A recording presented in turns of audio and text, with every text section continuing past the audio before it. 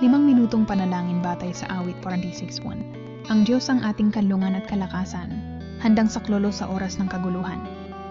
Awit 46:1. Naranasan mo na bang parang yayanig ang mundong kinatatayuan mo?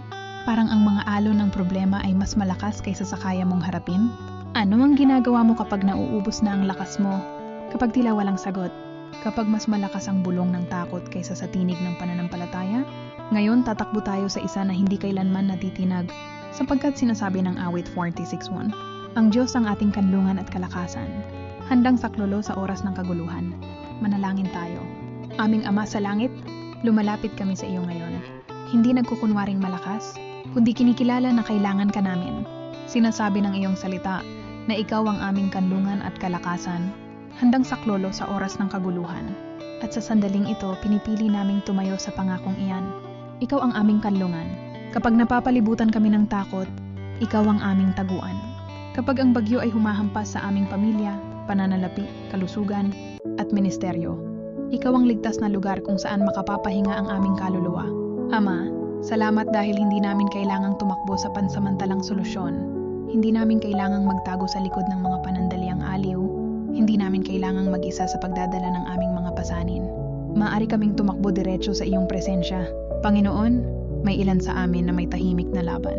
May ilan na nabibigatan sa responsibilidad. May ilan na pagod na ang katawan, balisa ang isipan, at nanghihina ang espiritu. Ngunit ngayon ay ipinapahayag namin, ikaw ang aming kalakasan. Kapag kami ay mahina, ikaw ay malakas. Kapag kami ay nalilito, ikaw ang aming karunungan. Kapag kami ay natatakot, ikaw ang aming kapayapaan. Palakasin mo kami, O Diyos, hindi lamang sa pisikal kundi lalo na sa espiritual. Palakasin mo ang aming pananampalataya kapag sumusubok ang pagdududa. Patatagin mo ang aming puso kapag kumakatok ang kabiguan. Tulungan mo kaming magtiwala sa iyo kahit hindi namin nakikita ang magiging resulta. Sinasabi ng iyong salita na ikaw ay laging handang saklolo. Hindi ka malayong Diyos. Hindi ka nahuhuli. Hindi ka nawawala. Ikaw ay laging naroon. Naroon ka sa mga silid ng ospital. Naroon ka sa gitna ng krisis sa pananalapi. Naroon ka sa wasak na relasyon. Naroon ka sa mga gabing umiiyak kami nang walang nakakakita. Ama, salamat dahil mas malapit ka kaysa sa aming mga takot. Mas malapit ka kaysa sa aming mga problema. Mas malapit ka kaysa sa bagyong aming kinakaharap. Ngayon ay isinusuko namin sa iyo ang bawat pag-aalala. Inilalapag namin sa iyong paanan ang bawat mabigat na pasanin. Tinatanggihan namin ang paghahari ng pagkabalisa sa aming puso. Sa halip, pinipili naming magtiwala sa iyo. Maging kanlungan ka namin sa gitna ng kawalang katiyakan. Maging kalakasan ka namin sa kahinaan. Maging kapayapaan ka namin sa kaguluhan. Turuan mo kaming tumakbo sa iyo muna, hindi huli. Turuan mo kaming manalangin bago magpanik. Turuan mo kaming sumamba bago mag-alala.